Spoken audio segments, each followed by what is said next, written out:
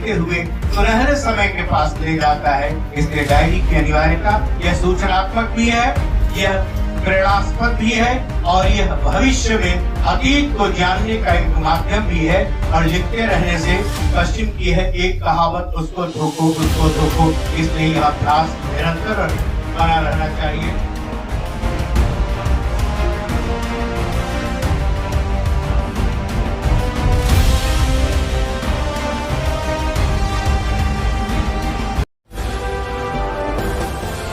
आप देख रहे हैं गणतंत्र बिहार लाइव, सच से समझौता नहीं। इस शो के प्रायोजक है मां भवानी डेकोर प्राइवेट लिमिटेड, मतलब a complete floor solution, new 0 mile Dadar road Muzaffarpur. Bihar की जब चर्चा होती है तो हमेशा हम बात करते हैं बुद्धिमत्ता की, सक्षमता की और ऐसी चीजों की बात करते हैं जहां हम अपने लिए नहीं बल्कि दूसरे के लिए मंच का निर्माण करते हैं। नमस्कार, गणतंत्र बिहार लाइव देख रहे हैं आप, मैं प्रिंस राज हूं और अभी यहाँ पर मुजफ्फरपुर में एक ऐतिहासिक चीज जो है अभी संपन्न हुआ है। उस कार्यक्रम को संपन्न करने वाले लोग हमारे साथ हैं। कार्यक्रम जो है उनके बारे में आपको बता दें, बिहार गुरु डायरी 2023 का लोकार्पण हुआ है अभी। और लोकार्पण में जो सम्मिलित लोग थे, जो अतिथि थे, दरअसल वो क्या कहते हैं इसके बारे में, इससे पहले आपको ये बता दें कि दरअसल ये जो लोकार्पण समारोह हुआ है, इसके संयोजक अविनाश तिरंगा, जिनको ऑक्सीजन बाबा के नाम से ये पूरा बिहार जानता है।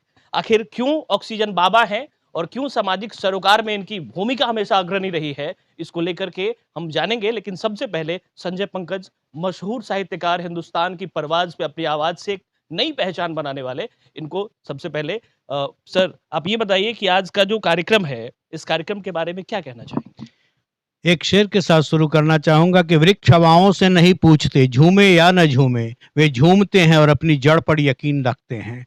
आज बिहार गुरु डायरी का लोकार्पण हुआ है। इस अवसर पर न केवल शहर के बल्कि दूर दराज से आए हुए भी कई विशिष्टतम लोग उपस्थित रहे और यह श्रेय जिनको जाता है जो विगत कई वर्षों से बिहार गुरु डायरी समर्पित कर रहे हैं।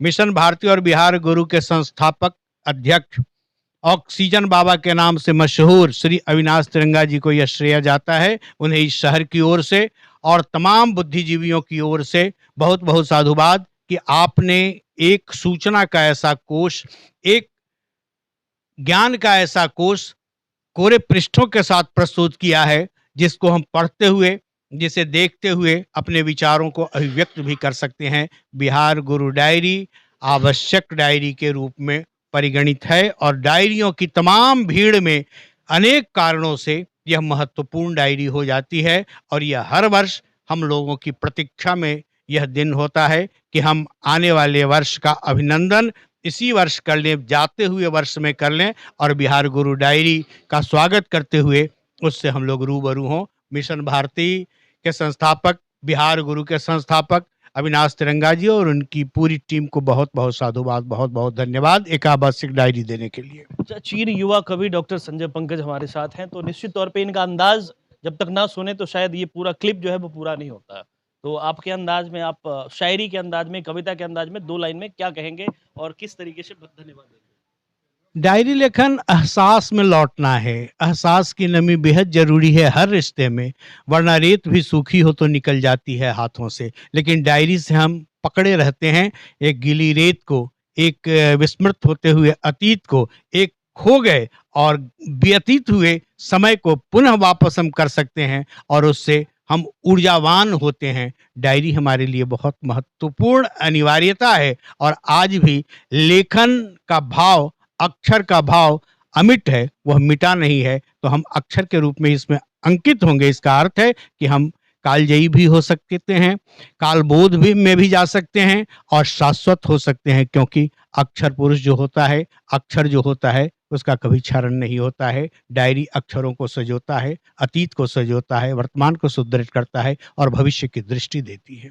सबसे बड़ी बात कि कम्युनिकेशन का सीधा मतलब ही होता है, कुछ हम अपनी कहें, कुछ आप अपनी कहें, और डायरी इसका सीधा मतलब है कि हमने अपने तरफ से कुछ दिया है आपको और कोरे कागज भी दिए हैं ताकि आप एहसासात जो है उसमें लिख सकें। हमारे साथ एक बहुत बड़े शिक्षाविद, उड़ीसा में दरअसल ये एक यूनिवर्सिटी में वाइस चांसलर है और सबसे बड़ी बात है कि इतने बड़े शिक्षाविद, बहुत अच्छा संबोधन भी था इनका, हमने पूरा सुना है। सर आप क्या कहना चाहते हैं अपने शब्दों को 2 पंक्तियों में? मैं डायरी को व्यवस्थित जीवन के रूप में देखता हूँ, जिनमें व्यवस्था होती है, नियमितता होती है और जो कल के प्रति सन्नद्ध होते हैं वही डायरी वितरण करते हैं और वही डायरी लिखते हैं।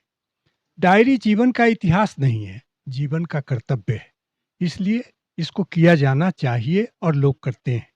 इसकी उपयोगिता सबसे बड़ी यह है कि हम नियमित जीवन जीने में विश्वास करते हैं। नियति हमारे साथ होती है और निर्विकार रूप से हम अक्षर के रूप में अपनी भावनाओं को उस पर अंकित करते हैं। इससे अधिक क्या कहूँ। सबसे बड़ी बात है कि अविनाश जी के प्रति जो हमारी सद्भावना नहीं, हमारी अनुकंपा नहीं, बल्कि हम ये चाहते हैं कि हजारों साल की इनकी जिंदगी हो। ये एक महापुरुष हैं। आपद काल परेखिए चारी, धीरज धर्म मित्र अरुनारी। जब आपत्ति का काल था, जब सांसों की लड़ाई थी, वैसे अवसर पर इन्होंने अमृत तुल्य काम किया। श्लाघनीय नहीं बल्कि अनुकरणीय है, मार्गनीय है। बहुत बहुत शुक्रिया सर। और निश्चित तौर पे नियति और नियमितता दोनों जीवन को कहीं ना कहीं एक अलग दिशा देती है। हमारे साथ सबसे पहले तो आपको जन्मदिन की बहुत बहुत शुभकामनाएं। बहुत बहुत धन्यवाद आपको भी, और आपके चैनल के माध्यम से लोगों को कहना चाहेंगे जो नया साल आने वाला है, नया साल मंगल हो, शुभ हो, अच्छा हो, इसकी शुभकामना ऐसे व्यक्ति के द्वारा दिया जा रहा है जो व्यक्ति कोरोना काल में अपने माध्यम से, अपने कम संसाधनों के माध्यम से बृहत सेवा समाज को दिया। ऐसे व्यक्ति का आज समाज ने भी, यहाँ पर राजनेता भी उपलब्ध थे, सामाजिक लोग भी उपलब्ध हैं और यहाँ पर साहित्यकार और नौजवान भी उपलब्ध थे। आज के इस कार्यक्रम में ये सूचनात्मक डायरी जो इन्होंने दी है, हम अपनी तरफ से, अपने तमाम सामाजिक संगठनों के तरफ से इनको बहुत बहुत धन्यवाद ज्ञापित करते हैं। और इस डायरी के माध्यम से जो सूचना मिल रही है वह भी अनुकरणीय है, सुंदर है, अच्छा है। इन्हीं बातों के साथ अपनी बात को विराम देता हूँ। बहुत शुक्रिया सर, बहुत शुक्रिया। और सबसे बड़ी बात कि पवन जी हैं यहाँ पे और सेवा जो है इनका धर्म है, सेवा के लिए जाने जाते हैं, शिक्षक भी हैं, समाज को निश्चित तौर पे एक दिशा देने के साथ साथ एक आकार भी देते हैं। पवन जी, आज के इस कार्यक्रम में जो डायरी वितरण और डायरी लोकार्पण था, उसको लेकर क्या कहेंगे सर?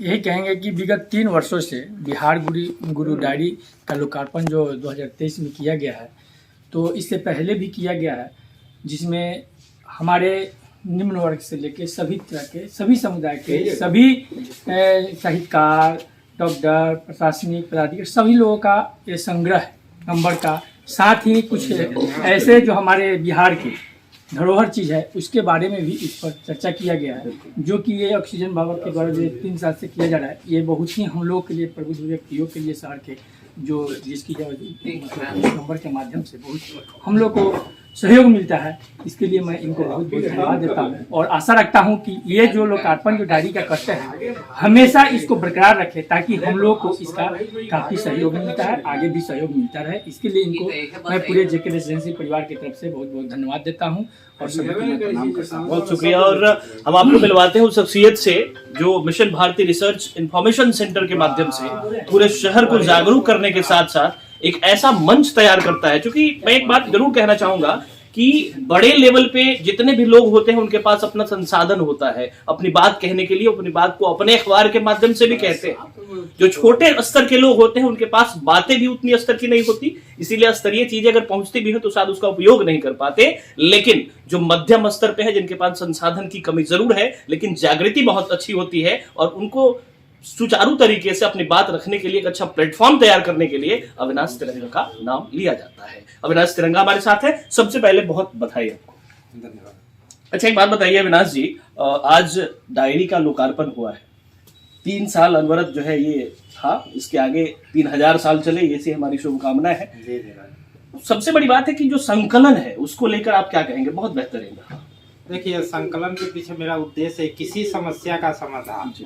राजनीतिक व्यक्ति और प्रशासनिक व्यक्ति जो कि पद पे है वही कर सकता है, तो वैसे लोगों का नंबर जनता के पास आम हो, इसी योजना के तहत हमने संकलन किया और थाना स्तर से लेकर और बड़ी पदाधिकारी राष्ट्रपति तक का नंबर हमने इसमें देने का प्रयास किया है कि आप डायरेक्ट उनसे टच में आइए, अपनी समस्या का समाधान कराइए। उद्देश्य मेरा यही है। इसी में और लोगों के साथ जुटेगा और कारवा लंबा होते जा रहा है और आने वाले समय में इसमें और सुधार होते हुए बहुत बेहतरीन बिहार गुरु डायरी मिलता रहेगा, अनवरत मिलता रहेगा, यही प्रयास। जैसे जैसे समय आगे गुजरता है आपका जो भी नाम है वो नाम पीछे छूटकर एक नया नाम आपको मिलता चला जाता है और लगातार ये सिलसिला है। आने वाले निकट भविष्य में किस प्रकार की योजनाएं ऐसी हैं जिसको और आप परिलक्षित करना चाहेंगे? अभी हम लोग उत्तर बिहार को अपना अधिकार मिले इस पर काम कर रहे हैं, क्योंकि लोकतंत्र की झंडी वैशाली है, तो हम लोगों ने एक निर्णय लिया है कि वैशाली राज्य बने उत्तर बिहार के जिलों को जोड़कर और हमारा मुजफ्फरपुर उसका राजधानी हो और यहाँ से हर समस्या का समाधान हो और एक अनोखा राज्य बने वैशाली। चलिए, बहुत बहुत शुक्रिया। अविनाश जी हमारे साथ थे और सबसे बड़ी बात थी गणतंत्र की शुरुआत वैशाली से हुई थी। वैशाली को एक स्वतंत्र राज्य के लिए इनका मांग है, जिसके लिए लगातार आवाज उठाते रहे हैं। आप गणतंत्र बिहार लाइव देख रहे थे और सबसे बड़ी बात कि इस तरह की चीजों का, इस तरह के प्रयासों को हमेशा हम अपने प्लेटफॉर्म के माध्यम से आप तक पहुंचाते रहते हैं। उम्मीद करते हैं आपको ये सेगमेंट हमारा बहुत अच्छा लगा होगा, लग रहा होगा और आगे लगेगा। तो देखते रहिए गणतंत्र बिहार लाइव। प्रिंस राज, मुजफ्फरपुर से।